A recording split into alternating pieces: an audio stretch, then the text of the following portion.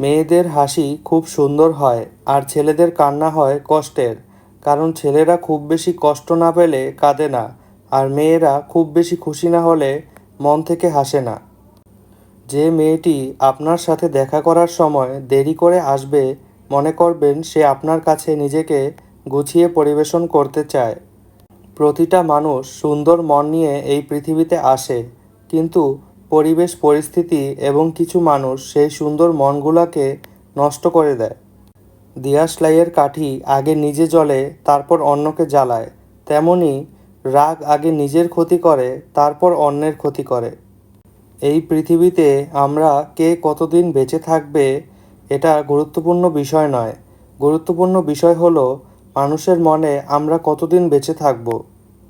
অর্থ নয়, শারীরিক সুস্থতাই সবচাইতে বড় সম্পদ। একজন সুস্থ ব্যক্তি অর্থ উপার্জনে সক্ষম, কিন্তু চাইলেই অর্থ দ্বারা সুস্থতা অর্জন করা সম্ভব নয়। কষ্টগুলো নিজের মধ্যে চেপে রাখার শক্তিতে সবার থাকে না। কারো কারো কষ্টগুলো চোখের জল হয়ে ঝরে। সময়ের সাথে যদি কোনো সম্পর্ক নষ্ট হয়, তাহলে বুঝে নিতে হবে সে সম্পর্কে ভালোবাসা নয়, প্রয়োজন ছিল।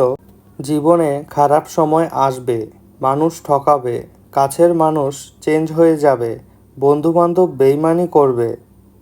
সবচেয়ে বড় নাটক হাসতে না ইচ্ছে হলেও হাসি মুখে থাকতে হয়। ভালো না থাকলেও ভালো আছি বলতে হয়। আপনি লাখ টাকার জুতো পরেন, তবুও তা পায়ের নিচেই থাকবে। আর 1 টাকার বিনিময়ে পাওয়া কোনো ভিখারির দোয়াও সর্বদা মাথার উপর থাকে। একটা সত্যিকারের ভালোবাসা একটা অসহায় জীবনকে নতুন রূপ দিতে পারে, আবার একটা মিথ্যে ভালোবাসা একটা সুন্দর জীবনকে ধ্বংস করে দিতে পারে। যার কেউ নেই তার উপরওয়ালা আছে, যার উপরওয়ালা আছে তার সব আছে। যে মনের দিক থেকে অনেক ভালো, তার কপালটাই সবচেয়ে বেশি খারাপ হয়, কারণ তার সহজ সরল মনটা নিয়ে সবাই খেলা করে। কিসের এত অহংকার? আজ যাকে ঠকিয়ে তুমি হাসছো, কাল অন্যের কাছে ঠকে তুমি নিজেই কাঁদবে। অপেক্ষাটা শুধু সময়ের। যে আপনাকে পাত্তা দেবে না, তাকে আপনিও পাত্তা দেবেন না।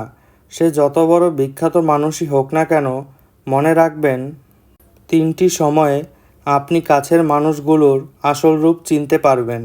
যখন আপনি বিপদগ্রস্ত হবেন, যখন আপনি অভাবগ্রস্ত হবেন, আর যখন আপনি অসুস্থ হবেন। নিজের কষ্টের গল্পগুলো যখন নিজের মুখে অন্যকে শোনাই, তখন কষ্ট কমতে থাকে। আর নিজের কষ্টের গল্পগুলো যখন অন্যের মুখে শুনি, তখন কষ্ট বাড়তে থাকে। শত ঝগড়ার পর যে মানুষটি ছেড়ে গিয়ে বারবার তোমার কাছে ফিরে আসে, তোমায় মানায়, তার কাছে তুমি অনেক দামি। যে আমাকে ধরেই নিয়েছে আমি খারাপ, আমি তাদেরকে প্রমাণ দেওয়ারও দরকার কখনোই মনে করিনি যে আমি কেমন মানুষ, কি বলবে, কি ভাববে, এই চিন্তা করে তো জীবনের অর্ধেকটা পথ পাড়ি দিয়ে ফেলেছি। যে কয়েকটা দিন, মাস, বছর বেঁচে থাকার জন্য আছি, সেই কয়েকটা দিন নিজের মতো করে না হয় নিঃশ্বাস ফেলি।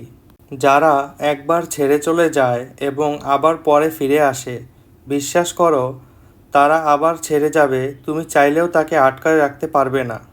স্বার্থ ছাড়া যে ভালোবাসবে, আর প্রয়োজন ছাড়াই যে খোঁজ নেবে, জীবনে এমন একটা মানুষ থাকাই যথেষ্ট।